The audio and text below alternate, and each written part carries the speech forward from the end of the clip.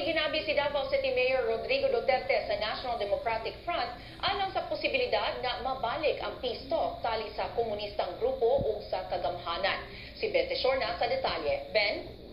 Medyo, tinguhan ni Davao City Mayor Rodrigo Duterte nga mabalik ang peace talk tali sa National Democratic Front o sa national government.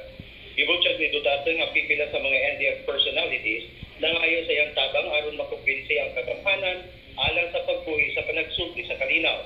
Ikatagpo karong adlaw ni Duterte ang mga NDF officials.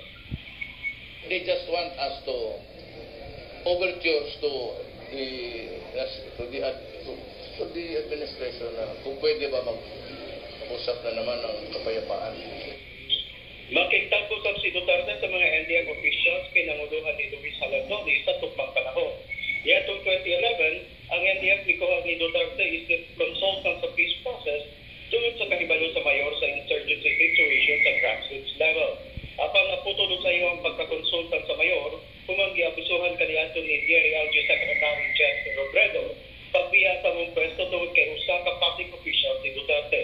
Nahimong influential si Duterte sa rebelde grupo ug mo'y kanunay tugyanan sa pag-release sa mga prisoners of war nga madakpan sa mga rebelde dinhi sa Davao Region. Daghang salamat, Ben Teshorna, reporting gikan Davao City. Napatay sa